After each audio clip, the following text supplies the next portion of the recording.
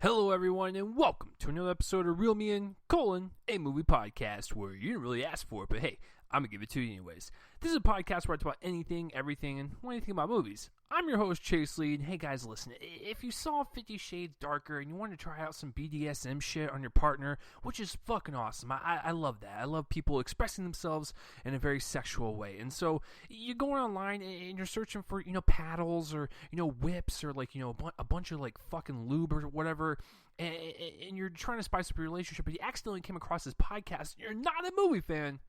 Well, hopefully I can convince you to be one. This is episode 168, guys, and welcome if you're new to the show. And what I do on the show is I will go over some movie news that drop throughout the week, some movie trailers that drop throughout the week, and my reviews of movies that come out on Friday, and then, of course, the box of results for the weekend. On today's show, episode 168, I'm going to be reviewing the Lego Batman movie, I'm Batman, and John Wick Chapter 2. And so those would be the main courses of the show. And so before we begin, I want to thank you guys for listening. Once again, you guys are always fucking awesome. And, go ahead and spread this podcast around to your fellow friends or family members and tell them that, you know what, this is not... It's not a bad podcast. If you kind of lead in with that, then they'll be very hesitant at first. But then if you say it's not bad, then they might go, okay, I'll give it a shot. So, go ahead and do that, guys, and follow me on Twitter. Subscribe to YouTube. Follow on iTunes. Subscribe there. Rate, review. You guys know the drill. So let's get this shit started. First of all, how was you guys this week? Was it pretty good? It's the week before Valentine's Day week, if you will, and. I hung out with my girlfriend, and we did our thing for Valentine's Day a little early, and, we didn't go see 50 Shades Darker, so I'm so sorry that you guys wanted me to review that, but, I got other shit to do.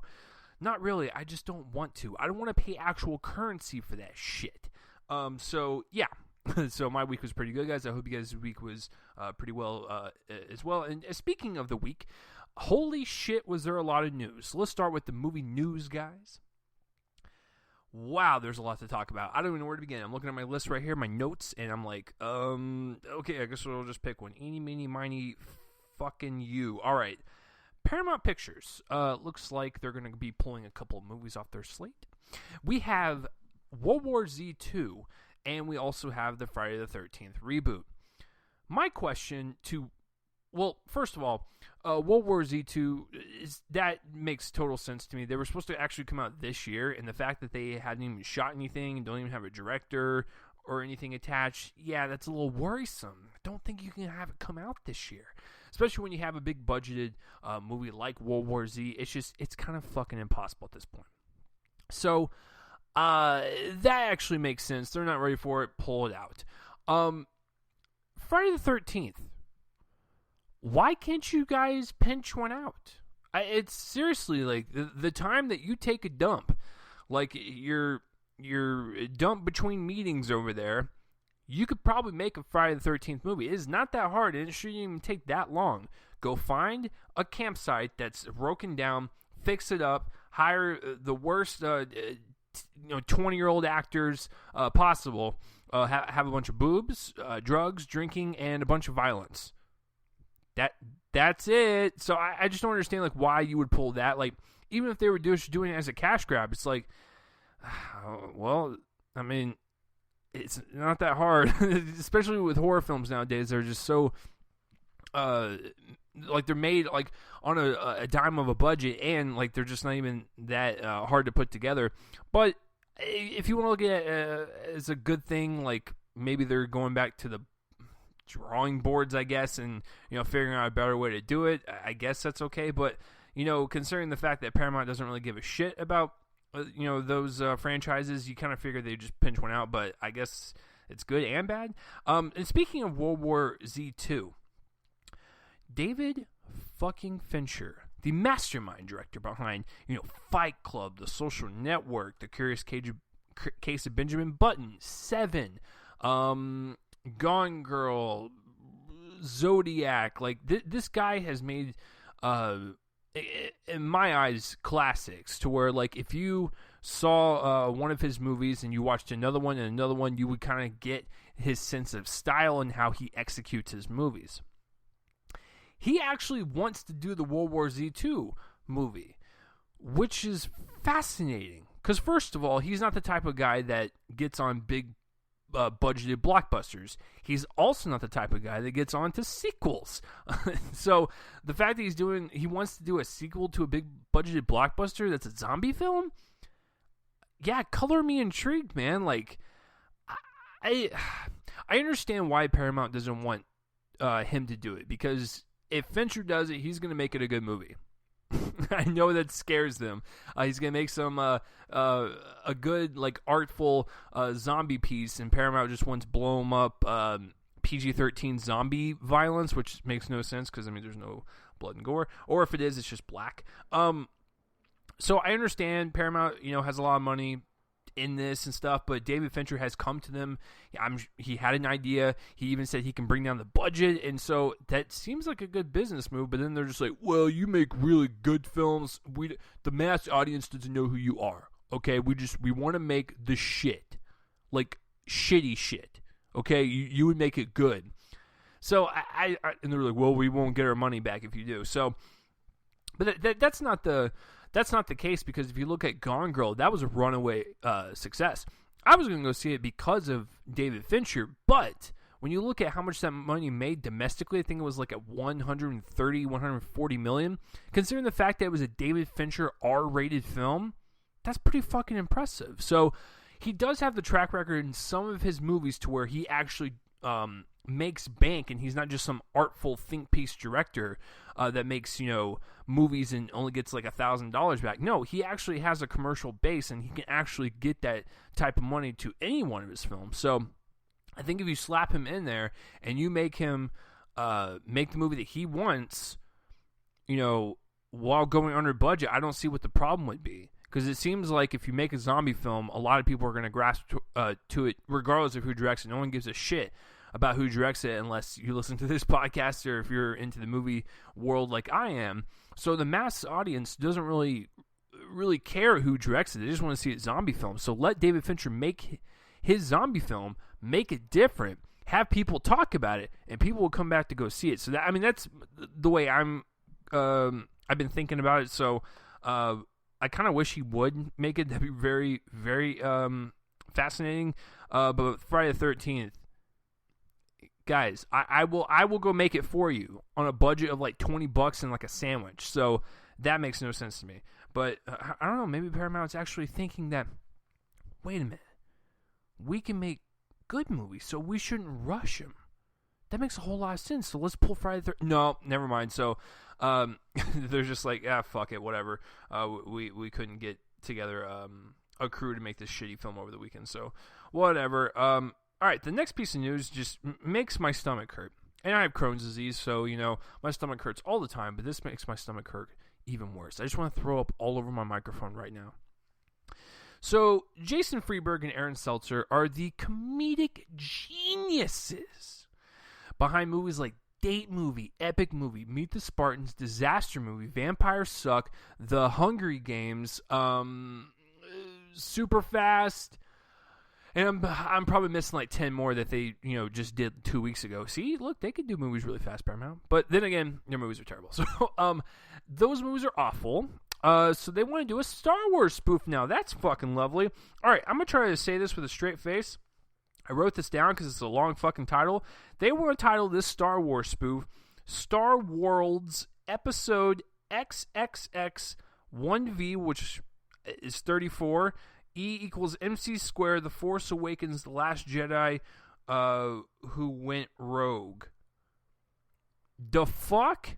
Like, seriously, like, at least, like, with your other movies, you kept them simple and you kept them short. Date Movie, Epic Movie, oh, okay, like that, we get a sense of what the fuck is this shit?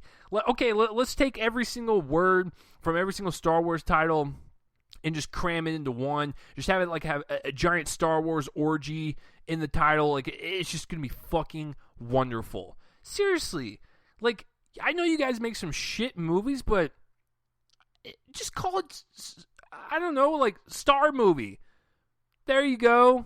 I just saved you like a bunch of fucking print tax on this fucking poster that you're gonna have to fucking make. It makes no sense to me, and I can't believe they're still getting money to fund these things. That means people actually are buying them and seeing them and stuff, because their last theatrical released one was Vampires Suck. It was awful, just like the rest of them. And then the ones following, like the Hunger Games or Super Fast or whatever the hell else, those went straight to streaming and DVD and stuff, and I guess those made enough money for them to tackle. It's fucking gross. I hate saying that word about any piece of movie news, but it's just fucking gross. It's just this cesspool, this dual cesspool that's just like plaguing Hollywood with taking like what Hollywood sometimes pumps out as garbage and just making it worse. Because I realize that Hollywood's not like the best place for movies sometimes. Sometimes they release literally the bottom of the barrel. But these two guys take that barrel, they fucking chuck it in a toxic waste dump. They take that barrel out, they take a dump at the bottom of it, they let it mix and kind of stew for like 3 days, then they scoop it out with their bare hands, and that's what they make. It's just... No! Fucking sell this as fast and as hard as I can. My God, is that awful. Fucking gross. Alright, next piece of news. And I'm not even a Star Wars fan, but I even find that insulting. That is saying a lot. Next piece of news. Tony Erdmann is nominated for Best Foreign Language Film at the Oscars this year, and I have a screener for it. I watched like the first hour last night, and it's enjoyable, I guess, so far, but it's a little too long. But Jack Nicholson and Kristen Wiig are going to be in the American remake. Now, why is this a big piece of news? I really don't like commenting on remakes, especially movies that most people haven't even seen. The biggest piece of news here is that Jack Nicholson is coming out of retirement to do this movie. Now, the story goes that he watched the movie and he went, I believe was it Paramount? I forgot who, Paramount or Sony. He went to one of them and said, I want to do this movie, I want to play the father figure. Because if you guys don't know what the movie's about, Tony Erdmann is a character that this character creates. He's an older gentleman, and he tries to connect with his daughter by using this fake character to, like, you know, just hang out with her more often and stuff, and like, ha, sweet and cute. Excuse me. The fact that Jack Nicholson came up to a studio and says, I want to do this, I want to come out of retirement, I mean, if that doesn't get you pumped, I don't know what does. So maybe with this remake being made, maybe more people will get their eyes on it, and maybe people will go seek out the original. Like I said, I've seen the first hour of it so far. It's a long movie, guys. It's like 2 hours and 40 minutes, so, I mean, do you blame me? I started falling asleep last night. So, yeah, I think this is really great news to kind of see him come back and play in this role. And while watching the first hour of the film, that's the whole thing. That's all I was thinking about. I was like, how is Kristen Wiig and Jack Nicholson going to work in these roles? Yeah, I was watching the first hour of it, and I was like, yeah, I actually can see this. This is a great pairing. I think they'll have great chemistry, and I think Jack Nicholson's going to really just kind of go for it, which is awesome considering the fact that he hasn't been in a movie in like almost a decade. So it's a very interesting piece of news, and I hope a lot of people will watch it and go, oh, wow, it is a remake. Let me go check out the original. And then they go, oh, I cannot find it anywhere because no one is selling it. And then you have to go on like the deep Amazon web and like try to find it because, you know, it's whatever. But it's a great piece of news, great pairing. I'm okay with that. Next piece of news is that there's going to be a movie called Beach Bum. Stars all right. Time is like a flat circle. You know what I'm saying? All right. Okay, that was terrible, but hey, listen, Matthew McConaughey can do a Texas accent better than me, and we've lived here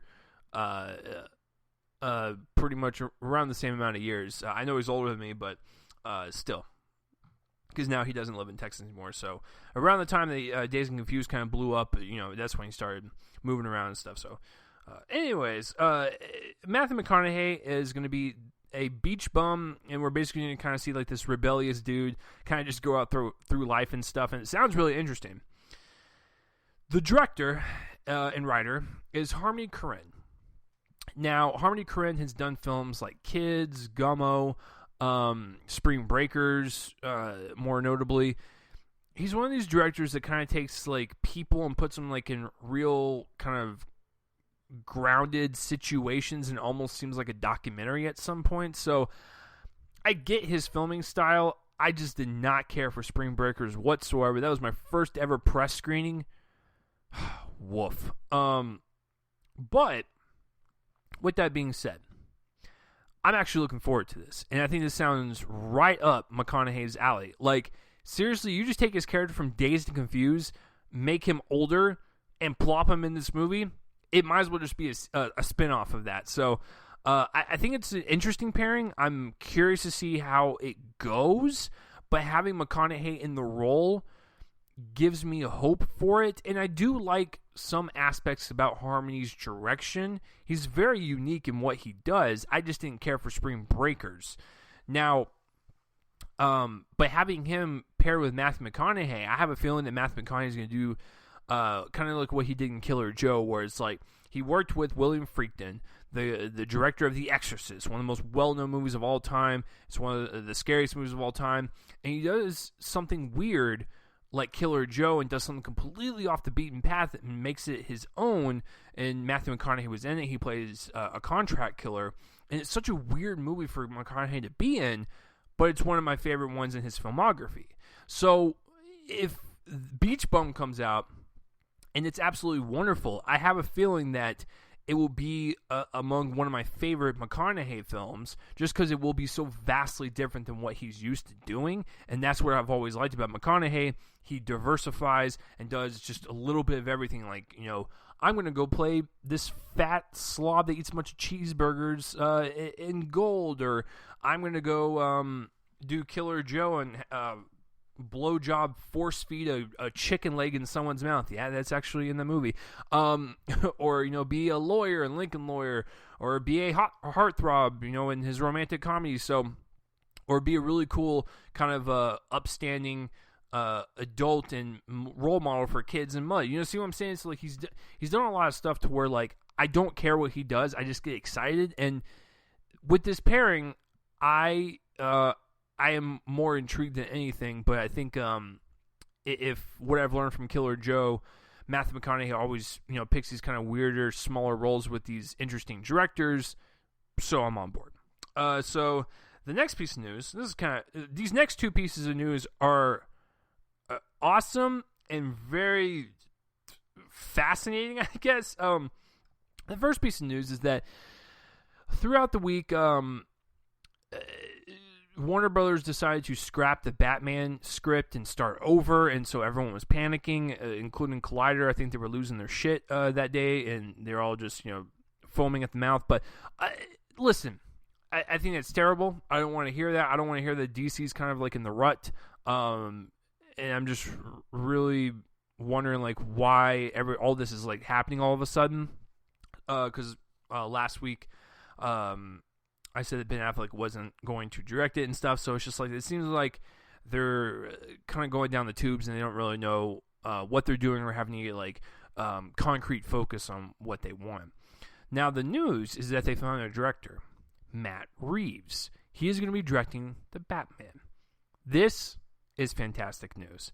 When you think about what he did in Cloverfield and he mastered kind of like the found footage genre, or when you look at what he did with Dawn of the Planet of the Apes and, you know, made that a really kind of visceral and kind of gritty, awesome sequel to Rise of the Planet of the Apes. Or when you think about, I'm blanking. You know what? We're going to look this up because this is... this is how I roll, ladies and gentlemen. How you guys doing? No, I had a third movie on the tip of my tongue, and I completely just lost it. Matt Reeves. Okay, that is not his name. But Let Me In. That's what I was thinking of. Okay, that was I actually really liked Let Me In. That was a remake of the Swedish film Let the Right One In, and it's kind of like a young teen vampire romance film. You're like, oh my god, it's like fucking Twilight. No, it's okay. Calm down. It's a really good film. It's got wonderful and beautiful cinematography and a great score to it. So I really like that one quite a bit. I know a lot of people don't really care for it. I'm on the opposite. So I know he's done some really great movies, and he's done a lot of kind of darker takes on films and whatnot. So I think him being on the Batman is perfect, because when you look at some of the imagery in Let Me In, or even with Dawn of the Planet of the Apes, the guy's got a really good sense of like dark, stark cinematography and overall like mood and atmosphere. So I think if you can bring that and bring it into the Batman world, I think Matt Reeves is a pretty damn good choice, and I'm totally all for that. I can't wait to see the Batman. I don't know when the hell it'll come out, because it seems like if they're going to scratch everything, the earliest it probably won't come out until 2019. So yeah, listen, Matt Reeves, great pick. I didn't even think about him, but when he was attached, and I read about that, I was like, yeah, I'm totally on board with that. So, and the last piece of news, the what the fuck piece of news of the week. This just in, the new Halloween remake will not be directed by John Carpenter or anyone of horror sorts. It will be written and directed by Danny McBride and David Gordon Green. That was my impression of a news paper boy from the 20s that did not work. But Danny McBride and David Gordon Green. Okay. So Danny McBride, as you know, he has done a lot of films, including acting, directing, and producing. He does a lot of acting that ranges anywhere from, This Is the End, Your Highness. He was even was he Honey Mustard in Sausage Party? He was Mustard. I think it was Honey Mustard. To writing and creating like Vice Principals, and which is a really great dark comedy, by the way, on HBO. I cannot wait for season 2. That's besides the point. And then he does a lot of producing, like with Seth Rogen's films and a bunch of other comedies that we really don't even know about, but his name is in there. And then when you think about David Gordon Green, he directed Pineapple Express, so they worked on that film together, and he also directed Joe, which was interesting. The one with Ty Sheridan and Nicolas Cage. I actually really like that one. It's actually a good Nicolas Cage movie. But this is just weird. Like, because Blumhouse is going to be producing it, and I'm assuming Jason Blum and John Carpenter were in the same room when they fucking barged in there, and Danny McBride is like, all right, I got a really fucking great idea for Halloween. Sit your asses down. Here we go. And they delivered it, and they loved it. So, listen, I am all for, filmmakers and actors and stuff, and, writers and producers to venture off into different genres. And now, to be fully honest with you, I was excited to see where they would kind of go with the remake, because I will still stand by Rob Zombie's first Halloween. I think that's a pretty good remake. The second one, we're not going to talk about that. There's like unicorns and shit. But I'm even more curious about this one, because I want to see Danny McBride and David Gordon Green really just kind of go balls to the wall and give us something new. Now, it's not going to be like this dry-ass movie with like tension all throughout with no comedic relief. With these guys behind it, there's going to be comedic relief somewhere. But the overall premise of a mentally deranged person stalking his family and stalking teenager stuff and killing them, that's out of their wheelhouse, folks. And I'm actually really, really curious to see how they're going to pull that off. I'm excited that they're going to kind of diversify and do something new and beyond what they are known for, which is primarily comedies. So I'm actually really excited to kind of see where this Halloween remake goes, considering the fact that they loved the pitch that Danny and David had. So I want to know what the hell the pitch was. So I have a feeling it's not going to be a standard slasher movie.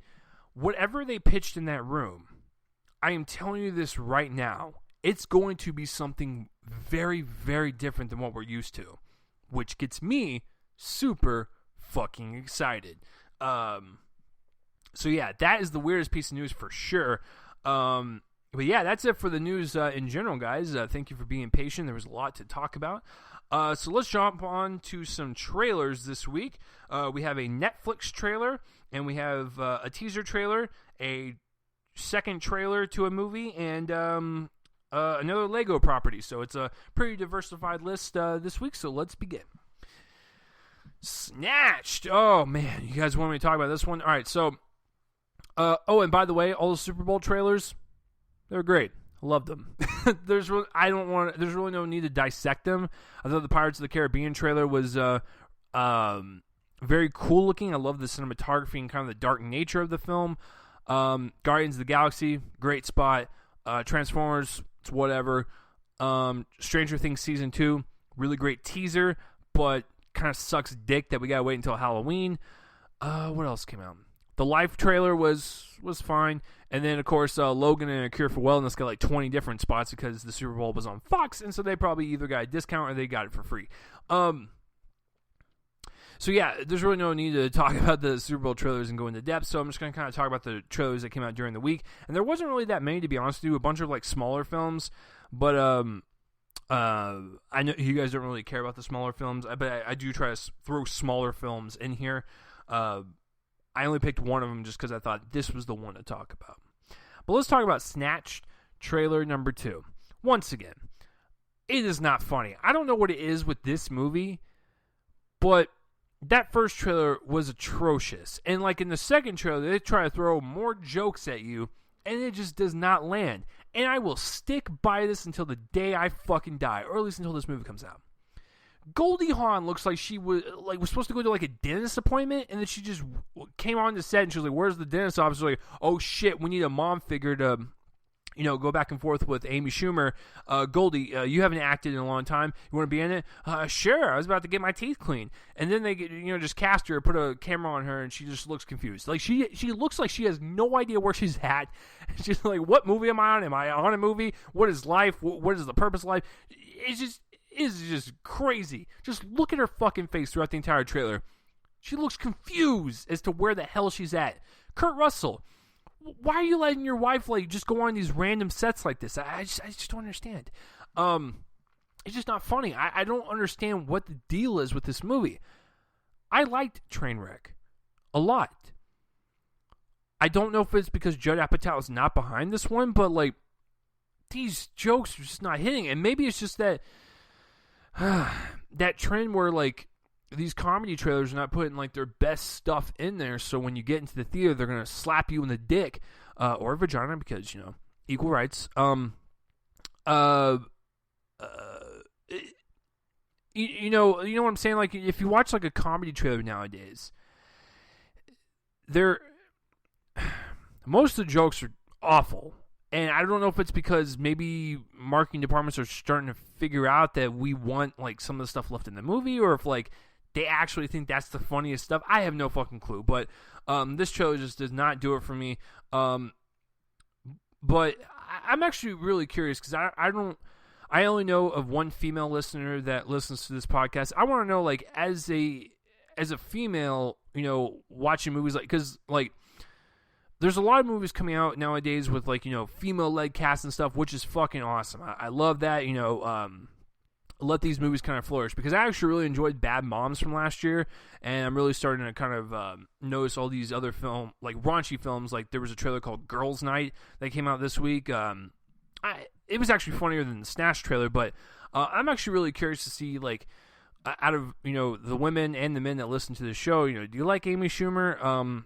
I mean, I think she was good in Trainwreck. I don't really care for her stand-up that much, but this one just doesn't look good at all. But, it coming out on Mother's Day weekend, this is going to do some serious business. It's going to crush at the box office. So, it's not for me, but, it's whatever.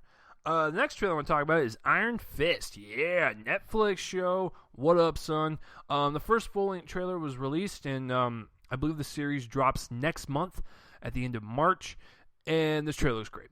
It looks like it's capturing the same tone, the same essence as Luke Cage, Daredevil, and Jessica Jones. It looks like it's going to fit inside that universe pretty well. It's going to be a little bit more mystical than the other three. The other three are a little bit more grounded with their powers. Iron Fist, can, have his fist glow. So obviously we're going to have to suspend disbelief just a little bit. But I'm wondering how they're going to tie that into the kind of reality of what the other three have presented. And just seeing the trailer, I think it nails that. Like, I didn't even, comprehend, what his powers were. I just, okay, this fits inside that universe. And it looks like it's going to be another great show from Marvel. And I can't wait for the Defenders at the end of the year. So, the Iron Fist trailer looks pretty damn cool. All right, the next trailer is a teaser trailer, and it's called It Comes at Night. Now, if you don't know what this trailer is, look it up. It's going to be distributed by A24, which, them and Blumhouse are bae at this point. I'm dating both of them. Excuse me. But as far as this teaser goes, it was creepy, it was unnerving, it was eerie. I don't know what the hell is going on, but just knowing what A24's record is when it comes to horror films, when you think about The Witch, or when you think about, what was the other one that came out last year? Fuck! There was another horror movie that came out last year. Whatever. They're really good at kind of diversifying their film catalog and, having these comedies, action films, and whatnot. But I think they really succeed in horror. Because when you watch The Witch, that was one of my favorite movies last year for, the longest time. And it had, kind of that same feeling, that kind of, eeriness and unsettling nature about it. It Comes at Night has that kind of, same premise. All it is the teaser trailer. It's just this long dolly shot towards a door, and we intercut with some of the scenes from the movie. And the cinematography looks great. The acting looks great. It just looks like a really great, tense horror thriller, and I'm so excited for it. And, even if it wasn't A24, it's a really well-done teaser, so I cannot wait for that. And the last trailer, speaking of Lego Movie, everything is awesome in this world. We have the Lego Ninjago trailer. What the fuck is this, you ask? Well, let me tell you. From what I can gather, it's a bunch of, Lego characters that find powers of, like ninjas and stuff, and then they fight evil.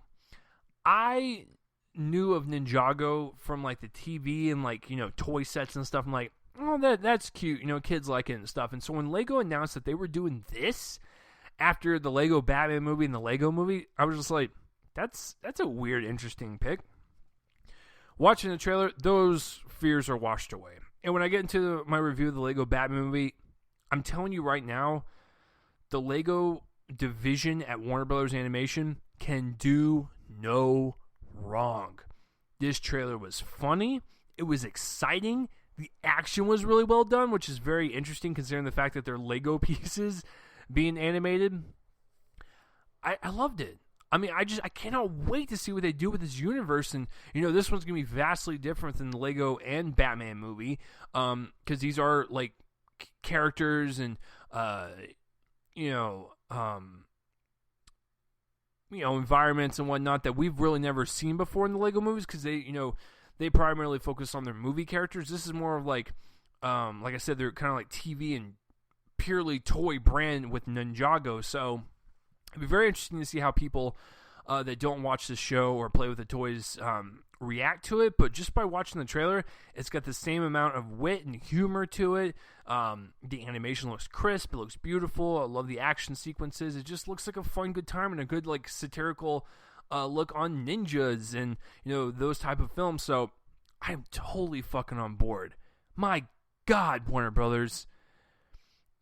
You're striking gold with this. Please, just keep it going. So, that is it for the trailers, guys. What did you guys think of the trailers? My favorite.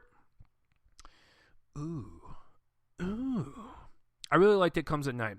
I love that teaser. It was really great. So, so that is it for the appetizers, guys. Let's get into the main course, shall we? The main fucking course. Now, we have a kids movie, which... ironically, a bunch of adults go to. And then we also have a pure action, brutal, bloody adventure with John Wick 2. Which one should I do first? let's do John Wick Chapter 2. Okay, so John Wick Chapter 2, I was really looking forward to. I love the first one. I love like kind of the new inventiveness of how the action and the choreography was portrayed, and the violence, and how unflinching and how brutal it was, and still kind of got under your skin. Even though me as a movie lover has seen so many violent acts in films, this first film found a way to still kind of surprise me with some of the kills that John Wick did. John Wick is an assassin, and something happens to him and a certain animal of his, and so he basically goes to get revenge. Same thing with the sequel, revenge kind of story or whatever. I love the first one. I thought it was so well done for it, being in the action genre, executed perfectly. The sequel is just as good and even better than the first. So let's get real and break down John Wick Chapter 2. Alright, so let's start with the writing and directing. As far as the actual story goes, just like with the first film, it's a basic revenge story, so there's really nothing kind of like new about it. However, I will say that the ballsiness of the ending gets me excited for what they're going to do for the next one. And if they deliver John Wick Chapter 3 as well as the sequel, ladies and gentlemen, we're looking at a potential great modern action trilogy. It's that good. The way they ended the sequel, I was kind of like on edge. I was like, oh shit, what the hell is going to happen? And it just kind of ends, and you're like, oh my god, the stakes are so fucking high for this character. I love it. So I kind of love the fact that they left it open-ended, but it still felt like a complete movie, versus like some movies nowadays that just kind of rely on open-endedness and just be like, oh, we'll explain in the sequel, and the sequel never gets made.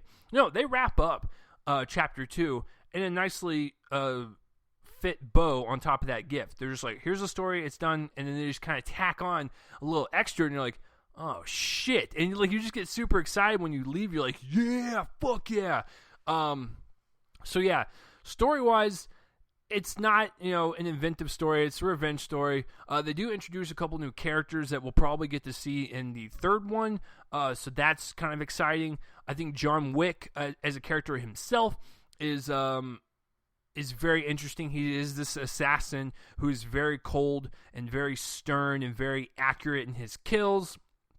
And then he's also got this side where he's very sympathetic and empathetic and whatnot, because he has lost some people in his life, so he's got a lot to avenge and whatnot. So he's kind of got a lot more depth than a lot of people give him credit for and whatnot.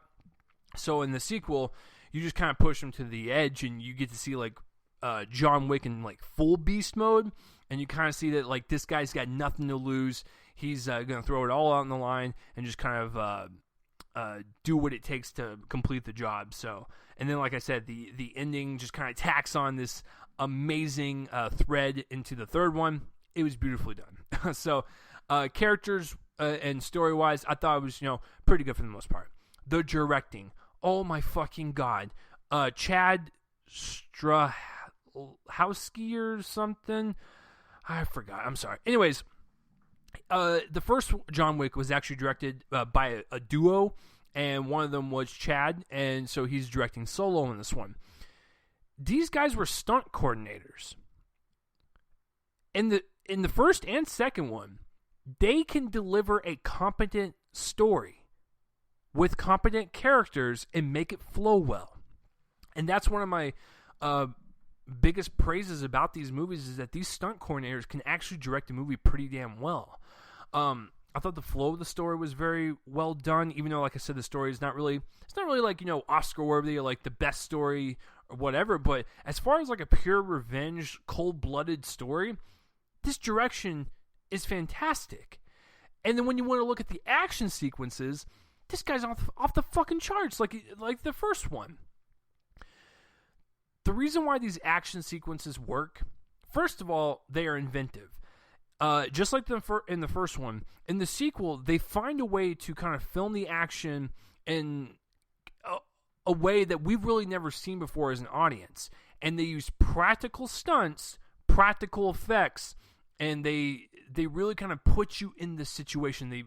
They put you right next to John Wick killing these folks, or when he's in a car racing down and getting hit by another car. You feel every single punch to the face. You feel every single gunshot to the chest. You feel every stab wound from a knife. It is incredible and visceral and bloody and brutal, but it's also like this hyper violent like grit to it. Like it's amazing. It has grounded realism to its violence, but it's also, like I said, stylistic and hyper violent. So it's kind of like a good mix of the two. And also, like I said, the violence is unflinching. It's bloody. It's brutal. It's visceral. It's just in your face, and it's done in such inventive ways, whether it be the kills or whether the way it's shot or the way it's edited and put together. All the action sequences and all the deaths felt like there was some weight to them. They felt palpable. And just, you were so engaged into it every single time an action sequence would come on. It's just incredible to watch the stunt choreography and the gung fu violence at play. It is so well done, especially when you're considering that this is in the action genre. It delivers it beautifully. So, and I'm not saying the action sequences are all you go for. The talking scenes and whatnot. As a director, you're supposed to get the best performances out of your actors. I thought everyone was great going into the acting, and the director got the best of what he could, and the acting and the performances are really well done. Listen, Keanu Reeves, he's a good actor when he has the right roles. When he's playing an assassin, this is the right role. Assassins are supposed to be like this emotionless creature while still having some depth underneath that surface. Keanu Reeves delivers that in spades. He does that in the first one. He does it in the second one. He makes all the action believable. He makes all the kills believable. You want to know why? Because Keanu Reeves actually does most of his stunts. And so he makes it believable for us as an audience member to really kind of feel for this character when he gets his ass kicked. That's why movies like this are really well done, because when you have the actors do their own stunts, when they are in a fight and when they are losing, you feel like they're getting their ass kicked because you can physically see Keanu Reeves doing these stunts. And like he does, I would say like 95% of them. There's a couple of them that he doesn't do, but that's okay. I still believe it's him, and it doesn't really take me out of the experience. When he's portraying this gung fu violence, when he's portraying the stunt choreography and stuff, you really start to feel the weight of this character, and you actually get worried at what he's doing, and the stakes are high, and you're like, John, please don't go in there. I know you can do it, but there's still like that part of me that's like, oh, you're gonna get shot or something. You're gonna bleed out. So when you have that performance mixed in with the action sequences, it makes for a really great assassin character. Everyone else is really great. Common was pretty cool. I loved one of their fight sequences in the middle of the movie. I guess like the bad guy of the film, he's intimidating, I guess. He's kind of like a whiny little bitch, though. So Ian McShane, fine. I think everyone else is fine and good, but it is Keanu Reeves' movie, and you just love to see him on screen. He commands every single second, and you just love him. Oh, and Lawrence Fishburne's also in this. He's in there for a few scenes, but I have a feeling he'll play more in the part in the third one. So yeah, going into the cinematography, once again, it's amazing. Just like with the first one, they utilize tracking shots, wide establishing shots to stay on the action and not cut away to 30 goddamn angles, and stay on that frame and see this wonderful choreography at work. It's like an orchestra. You want to see that shit play out, and you don't want to cut to like 30 different random fucking angles. If you stay on it, it's a lot more grounded. It's a lot more visceral, So you as an audience member, you're getting excited while you're watching. You're like, fuck, man, what's going to happen? John, don't go in there, fuck! So if you have, these long, wide shots and these beautiful tracking shots of while they're fighting or while the guns are going off, it makes for a better experience. But not only that, the scenes are lit well. They're so well lit. I love the colors utilized in the first and second one. Whether they're going to a nightclub rave, or they're going, in underground tunnels, or they have this like kind of beautiful like dungeon looking area that looks like this really cool like what am I trying to say? I'm trying to like watch what I say so I don't spoil it, but I mean like some of the set pieces of like the Continental, or like some of the people that he has to go kill are like in these like extravagant rooms that only money could buy and whatnot, and it's beautiful lighting. It's just well done cinematography. He knows how to use the camera, the director and the cinematographer. They know how to play shots. They know how to do action sequences. It's just really well done and really great to look at. And there's nothing really more I can say on that. Editing-wise, I think the movie's like a couple hours long, flies by. Just like with the first one, it opens up with the bang. It opens up with an action sequence, which this was a really great one. When you're talking about Keanu doing his own stunts, there's a lot of cars hitting each other, and he's in his car with no fucking door on it. And these cars are hitting that car, and he's flying out of it and landing on the ground. It's so exciting to watch and so much fun. And I didn't feel like there was one dull moment. Even when you had all these action sequences, and then you would go straight into more of like the talking scenes and kind of get a little bit more of the plot, I never felt like it slowed down whatsoever. I was compelled all the way through. I was engaged, and I was like, I was even engaged on the talking scenes, because I was like, what's going to happen to John? Like, there's a lot of people that want him dead, and he's just doing his job, and he's trying to survive and stuff, and so even the talking sequences are just as exciting as the action set pieces. So I thought the editing was perfect in that regard. Didn't really find anything wrong with the pace of the film. Guys, I'm not going to get... You're probably thinking to yourself, like, oh my God, you're raving about this and there's no bad things. I mean, if I had to nitpick, some of the characters, are either underutilized, or, some of the actors, you didn't have to get these big name actors for these roles and whatnot. But that's just really nitpicking at this point. I think this is a solid film. It's a great follow-up. Great follow-up to the first one. The action sequences are sublime. Like, I love the fact that these stunt coordinators are directing this film, because they know how to film action. And they know how to film excitement. Visceral brutality that's also super stylistic. It's wonderful. So I'm not going to bump it up into the A category just because I reserve those movies for like really fantastic movies, but as a sequel follow-up that leaves it on a great cliffhanger and you were actually excited for the third one, you never thought you would say that. Even before you saw the first one, like, oh, I can't wait for the trilogy of this. Like, no. You were just expecting a good movie. You were blown away by the first one. You go see the sequel, and you're blown away by it again, and you cannot wait to see the third one. Guys, I'm going to give John Wick Chapter 2 a great, solid B+. I think it deserves that score. Can't really get into the A's, but I think these type of movies are reserved for like kind of like that B+ category. I still highly recommend it, and I honestly want to see it again. But as of right now, just on a first view, I'm going to go with a B+. So, what did you guys think of John Wick Chapter 2? Let me know. Comment in the place for my face, and let me know. All right, so let's jump right into the Lego Batman movie. I'm Batman. The Lego Batman movie is it's good shit. I can't do that. I was gonna hire Will Arnett to come do the voice, but obviously I barely have enough money to afford lunch and to fill up my gas tank. So I just had to do it myself. But the Lego Batman movie is the spin-off film. into from the Lego movie where Batman was introduced, and now he got his own movie. And so I was looking forward to it because I really appreciated the Lego movie for what it was.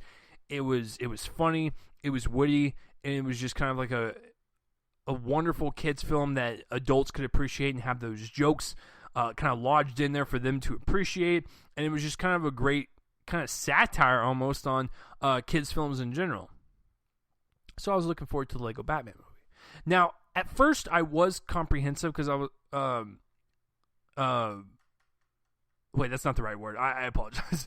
Guys, it's been a long night. I was a little apprehensive. Thank you. I was a little apprehensive because of Minions. Now, Minions was the spinoff of, the Minion characters in Despicable Me and Despicable Me 2. So I was a little worried because the movie was awful and the joke and kind of gag started to wear out a little bit. I can rest assure you right now, the Lego Batman movie is just as fucking fantastic as everyone is making it out to be. I love this film. It is my favorite film of the year so far. And I even put the Lego Batman movie and John Wick Chapter 2 in my top 10 of the year so far until I see more movies and they get bumped down. But as of right now, the Lego Batman movie is just as good as the Lego movie, and I cannot wait to see what they do in this Lego franchise. So let's get real and break down the Lego Batman movie. So let's start with the writing and directing. As far as the actual story goes, they actually take this story into a different direction than I thought they would. I thought it was just going to be, Batman fighting Joker and yada, yada, yada, going back and forth and whatnot. And no, they take like an interesting turn. I was like, okay, we're introducing all these characters? Oh, okay, that's fascinating. So I thought the story provided enough surprises for the movie to kind of stay fresh and really kind of keep that runtime going, which I found really appreciative. The dialogue is so good. It is fast, and it is witty. It is sharp, and it is so goddamn funny. These movies are this generation's spoof movies. Now, I grew up in the 90s. I was born in 1990, so I didn't watch older spoof movies until later, like Airplane and Naked Gun, and I really appreciate those movies. They are so well done in the spoof genre. Spaceballs, even Spaceballs. Oh, see, that's a better fucking Star Wars spoof than the other one, so, Anyways, those are really great spoof movies while still providing like enough heart and emotion within the characters to actually care about them, even though they're spoofing the characters that you love from the other movies. So that's very interesting. The Lego Batman movie is the same way. The way the characters are and the way the dialogue is so well done. They kind of marry together very, very well. The dialogue, like I said, is so funny and is so fast that the kids will like it, adults will like it, and it really kind of throws everything into the kitchen sink while not being an overabundance of jokes. It was just the right pitch and tone for this movie. They have so many jokes from like old era Batman to Christopher Nolan's Batman to current Batman and whatnot. And I think it's just a great satirical look at this character, really kind of making fun of the superhero genre, making fun of Batman. Wow, being very honorable to the Batman character. And I think this is why these movies work so well, is because they know how to spoof these characters and these situations very, very well, while still having a great or even better understanding of the Batman character than any other director that's ever tackled it before. We see Batman in his loneliness. We see that he doesn't really work well with others. He's very egocentric, if you will. He doesn't really have a family. He has his butler, and that's about it. He doesn't really have any girlfriends or whatnot. So when you tap into those aspects about that character, and like I said, specifically into the loneliness of the character, since he is an orphan, you tap into that. you can have great emotional depth that actually start to get your eyes watering a little bit. And also having him admit that he needs the Joker and the Joker needs him and whatnot. It's just a really great kind of play on this character, making fun of it while still having that kind of emotional weight that you would want from these type of films. It's a great balance with all the characters involved and how the story plays out, that I was just kind of flabbergasted that they have nailed this twice in a row in terms of how they spoof movies and characters in Lego form while still making us care about them and kind of really seeing a lot more depth than we're used to with these characters. As far as the characters themselves, Batman is wonderful, fantastic. He is very, like I say, he carries the narcissistic traits, but he's also very helpful, and he just wants to kind of, find his own family, if you will. Robin is a really great addition. Albert is really great. Barbara Gordon I thought was, a good character and whatnot. Everyone, there's a lot of characters in this, but the main core four, I think, work really well. Their chemistry bounces off of each other really well.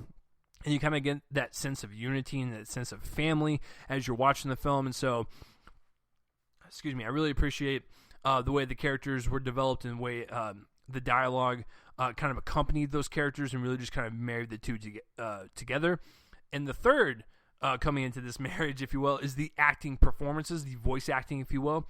Listen, Will Arnett has completely nailed Batman. He's completely nailed Bruce Wayne as well. This guy knows this character. And you figure his voice shtick would get old after a while. It does not. It felt just refreshing to hear him speak. I really liked his interpretation of Batman. I love Zach Galifianakis as the Joker. I thought his voice fit very well into the Lego universe. And Michael Cera, the guy's in his 30s, but yet he still sounds like a teenager and like a young boy and whatnot. And so his voice actually really helps with the Robin character. Rosario Dawson, I thought her voice acting was good as Barbara Gordon. I like the character more than the actual voice acting, but I thought she did pretty well. And then, of course, have some of the Justice League members pop up, the villains and whatnot. So I'm not going to spoil, who voices who, but I thought everyone's voice acting complemented the fast energy that you would want in these type of films, while still, like I said, having these kind of slower, drawn-out character moments. It was beautiful. It was just watching the symphony of voices kind of meld together. It was wonderful. Cinematography slash animation. Just like with the Lego movie, I really appreciate the way these films look.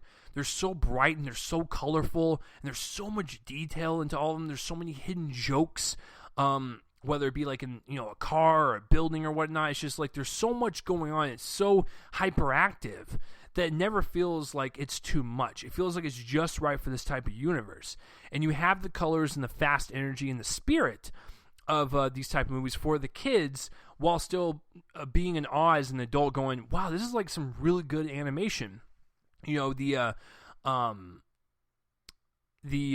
action in the film was really well done. Just the landscapes were really well animated and whatnot, and just I love the way these films look. They have that Lego brick quality that you would want in these type of films. It looks like a play set, but it looks like this interactive play set that you would play with on as a kid. And it takes you back to your childhood, while still being entertained by like I said, the jokes and whatnot. So yeah, I think the cinematography and the actual animation of the film is beautiful to look at. It's really well done, just like with the Lego movie. I don't expect anything less when it comes to the way it looks. Editing wise, the movie's about an hour and 40 minutes. A lot of people have a problem with the energy of the film. It starts out strong, and then a lot of people are saying it kind of lags in the middle and then it kind of picks up towards the end. I actually found the energy of the movie to be kind of consistent throughout. And even with the smaller stuff, when it kind of takes a break from that high-octane energy, I was really engaged. I was like, wow, this film could actually go at 100 miles an hour and then slow down to a cool 30 miles an hour and still make you care. And I thought I found the kind of transition between those two type of speeds and energy to be very fluid. I didn't feel like it was stagnant or very jaded at all. It was just kind of like, yeah, we're going really fast, and then we slow it down. Wow, I actually care about these characters. And then we kind of ramp up into the high energy again, and it works. And so, guys, I think I gave the same score to the Lego movie, and I'm going to give the same score to the Lego Batman movie. I'm not going to give it the plus, because I think that score is reserved for films that just take it to that next level where I would consider it to be like a masterpiece of sorts. But I'm going to give the Lego Batman movie a solid fucking A. It is an A movie from across the board. I loved it from start to finish. I had a fucking smile on my face. So much fun. A lot of great wit, sharpness, and really great emotion that was unexpected. Guys, I don't say this often, but first of all, I'm looking forward to anything they do in the Lego universe. But seeing this movie, they can literally do anything they want now. A lot of people tend to forget that Warner Brothers owns the DC characters. They own Lord of the Rings. They own Harry Potter. That's just 3 franchises. And talk about the other stuff that they own. It's like they could literally take this anywhere they want. They can make spin-off after spin-off after spin-off. But if you have that same wit, same energy, and same stylish animation, I am calling it right now. I never thought in a million fucking years I would be saying this.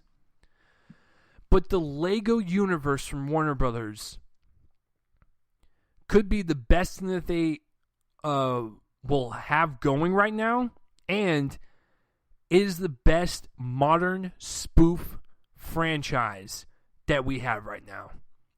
It mixes that great blend of spoof and care into what they're spoofing. I cannot believe I'm saying this, but I cannot wait to see whatever the hell else Lego does. Now, after the Lego movie, I was like, oh, I can't wait to see a sequel. But now that I know the spin-offs can work, guys, the sky is unlimited. Warner Brothers can just do whatever the fuck they want in this universe, as long as they have the same consistent tone throughout. This is going to be a major player on their hands. Guys, I fucking love this movie. I also love the Lego movie. I love the Ninjago trailer. This is going to be a wonderful universe to keep your eyes on. So, what did you guys think of the Lego Batman movie? Comment in the place where I'm facing, let me know.